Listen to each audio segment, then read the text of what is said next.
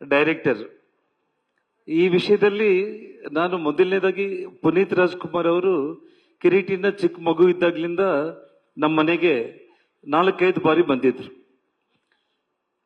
ಪುನೀತ್ ಅವರು ಎದುರುಗಡೆನೆ ಎಕ್ಕ ರಾಜಾರಾಣಿ ಅನ್ನೋ ಹಾಡಿಗೆ ಕಿರೀಟಿ ಡ್ಯಾನ್ಸ್ ಮಾಡಿದಾಗ ಕಿರೀಟಿನ ಎತ್ಕೊಂಡು ಮುದ್ದಾಡಿ ಅಪ್ಕೊಂಡ್ಬಿಟ್ಟು ಖಂಡಿತ ಇವನು ಮುಂದೊಂದು ದಿನ ಹೀರೋ ಆಗ್ತಾನಂತ ಹೇಳಿ ಆಶೀರ್ವಾದ ಮಾಡಿದ್ರು.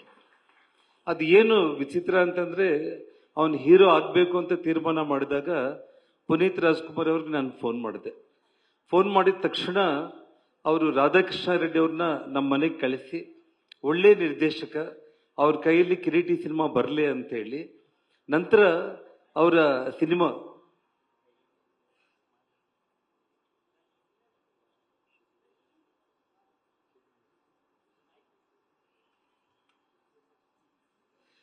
ಯಾಕಂದ್ರೆ ಸಿನಿಮಾ ಹೆಸರು ನನಗೆ ನೆನಪಿಗೆ ಬಂದಿಲ್ಲ, ಜೇಮ್ಸ್ ಮೂವಿ ಅವರ ಕೊನೆ ಸಿನಿಮಾ.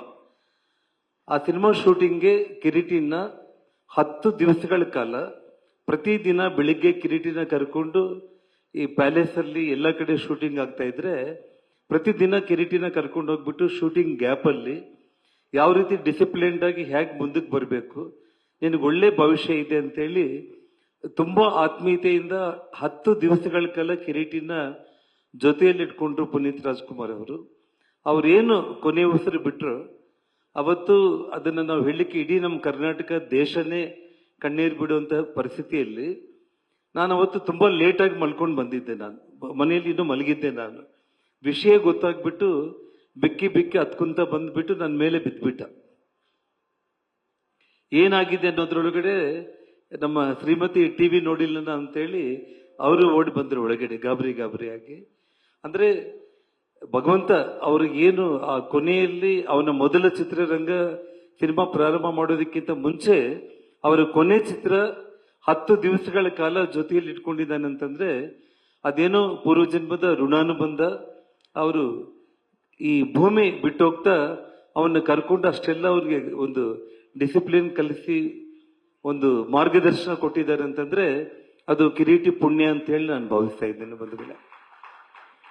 ಜೊತೆಗೆ ಶಿವರಾಜ್ ಕುಮಾರ್ ಅವರು ಇವತ್ತು ಮೊದಲಿಂದ ಕೂಡ ನಾನು ಮೊನ್ನೆ ಫೋನ್ ಮಾಡಿ, ಅಣ್ಣ ನೀವು ಬರಬೇಕು ಈ ಕಾರ್ಯಕ್ರಮಕ್ಕೆ, ಕಿರೀಟಿಗೆ ಆಶೀರ್ವಾದ ಮಾಡಬೇಕು ಅಂತ ಹೇಳಿದಾಗ ಫೋನಲ್ಲೇ 5 ನಿಮಿಷ ಅವರು ಮಾತಾಡಿದ್ರು.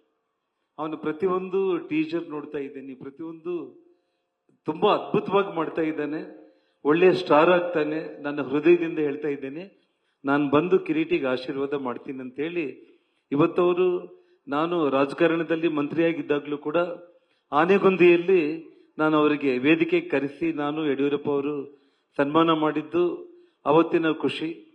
ಅದೇ ಒಂದು ರೀತಿಯಲ್ಲಿ 500 ವರ್ಷದ ಕೃಷ್ಣದೇವರಾಯರ ಕಾರ್ಯಕ್ರಮದಲ್ಲಿ ಪುನೀತ್ ರಾಜ್ಕುಮಾರ್ ಅವ್ರನ್ನ ಕರೆದು ಸನ್ಮಾನ ಮಾಡಿದ್ದು, ಇದೆಲ್ಲವೂ ಕೂಡ ನಾನು ಕಿರೀಟಿಗೆ ಒಂದು ಮಾತನ್ನ, ರಾಜಕಾರಣದಲ್ಲಿ ನಾನು ತುಂಬಾ ಎಮೋಷನಲ್ ಆಗಿ ಸುಷ್ಮಾ ಸ್ವರಾಜ್ಗೋಸ್ಕರ ರಾಜಕೀಯಕ್ಕೆ ಬಂದೆ. ಆದ್ರೆ ನಾನು ರಾಜಕೀಯಕ್ಕೆ ಬರೋದಕ್ಕಿಂತ ಮುಂಚೆ ನನ್ನ ಬ್ಲಡ್ ಅಲ್ಲಿ ಇದ್ದಿದ್ದು ಒಬ್ಬ ಒಳ್ಳೆ ಸಿನಿಮಾ ಡೈರೆಕ್ಟರ್ ಆಗ್ಬೇಕು ಅನ್ನೋಂತ ಆಸೆ. ನನ್ನ 18ನೇ ವರ್ಷಕ್ಕೆ ನಾನು ಚೆನ್ನೈಗೆ ಹೋದೆ ಡೈರೆಕ್ಟರ್ ಆಗ್ಬೇಕು ಅಂತೇಳಿ. ಸುಮಾರು 1 ವರ್ಷ ನಾನು ಅಲ್ಲೇ ಇದ್ದೆ. ಅದಾದ್ಮೇಲೆ ಅಲ್ಲಿ ಪರಿಸ್ಥಿತಿಗಳು ನೋಡ್ಕೊಂಡು ಹಣ ಚೆನ್ನಾಗಿ ದುಡಿದು ಚಿತ್ರರಂಗಕ್ಕೆ ಹೋಗೋಣ, ಈ ರೀತಿ ಹೋಗೋದು ಕರೆಕ್ಟ್ ಅಲ್ಲ ಅಂತ ನಾನು ವಾಪಸ್ ಬಂದವನು. ಪುನಃ ಮತ್ತೆ ಸಿನಿಮಾ ಇಂಡಸ್ಟ್ರಿಗೆ ಹೋಗ್ಲಿಕ್ಕೆ ಆಗ್ಲಿಲ್ಲ. ಬಟ್ ಆ ಬ್ಲಡ್ ಅಲ್ಲಿ ಅದು ಕಿರೀಟಿಗೆ ಮತ್ತೆ ಬಂದಿರೋ ಕಾರಣ ಚಿಕ್ಕ ಮಗು ಇದ್ದಾಗ್ಲಿಂದ ಕೂಡ ಅವನಿಗೆ ರಾಜಕೀಯ ಅನ್ನೋದು ಯಾವತ್ತೂ ಕೂಡ ಮನೆ ಹತ್ರ ಮುಖ್ಯಮಂತ್ರಿಗಳು, ಕೇಂದ್ರ ಮಂತ್ರಿಗಳು ದೊಡ್ಡ ದೊಡ್ಡ ಆರ್ಭಾಟ ನಡೀತಾ ಇದ್ರು ಕೂಡ ಅವನಿಗೆ ಎಷ್ಟೊತ್ತಿದ್ರು ಕೂಡ ಆಕ್ಟಿಂಗು, ಡ್ಯಾನ್ಸ್, ಸಿನಿಮಾ ಅದ್ರ ಬಗ್ಗೆನೇ ಅವನಿಗೆ ಇಂಟ್ರೆಸ್ಟ್ ಇತ್ತು.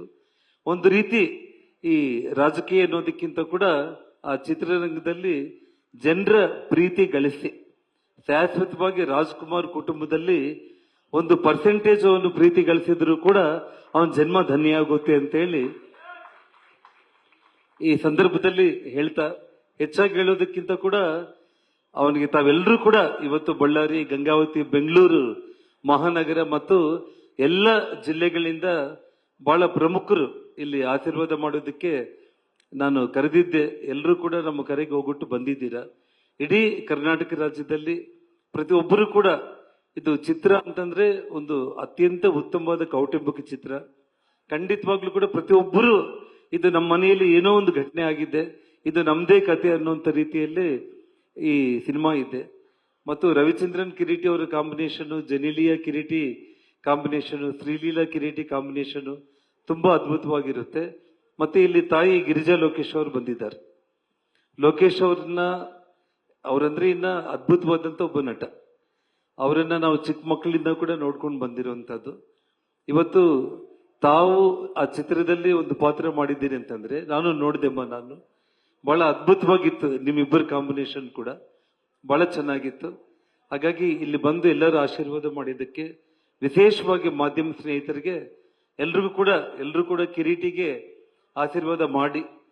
ಒಂದು ಜನಾರ್ದನ್ ರೆಡ್ಡಿ ಮಗ ಅನ್ನೋದಕ್ಕಿಂತ ಕೂಡ ಕಿರೀಟಿಗೆ ನಾನು ಒಂದೇ ಒಂದು ಚಾಲೆಂಜ್ ಹಾಕಿದ್ದೆ. ನಾನು ಜನಾರ್ದನ್ ರೆಡ್ಡಿ ಮಗ ಅಂತ ಅನ್ಸ್ಕೊಳ್ತೀಯ, ಅಥವಾ ಇನ್ನೊಂದು 2-3 ವರ್ಷದಲ್ಲಿ ಕಿರೀಟಿ ಅವ್ರ ಅಪ್ಪ ಅಲ್ಲಿ ಹೋಗ್ತಾ ಇದ್ದಾನಂತ ಅನ್ಸ್ಕೊಳ್ತೀಯ ಅಂತ ಹೇಳಿ ಒಂದು ಚಾಲೆಂಜ್ ಕೂಡ ಕೊಟ್ಟಿದ್ದೀನಿ ನಾನು. ನೋಡೋಣ 2 ಚಾಲೆಂಜ್ಗಳಲ್ಲಿ ಯಾರು ಗೆಲ್ತೀವಿ ಅನ್ನೋದನ್ನ ಮುಂದೆ ದಿನಗಳಲ್ಲಿ ಎಲ್ಲ ನಿಮ್ಮ ಆಶೀರ್ವಾದ ಇರಲಿ ಅಂತ ಹೇಳಿ ನನ್ನ ಮಾತನ್ನ ಮುಕ್ತಾಯ ಮಾಡ್ತಾ ಇದ್ದೇನೆ. ಜೈ ಹಿಂದ್, ಜೈ ಕರ್ನಾಟಕ.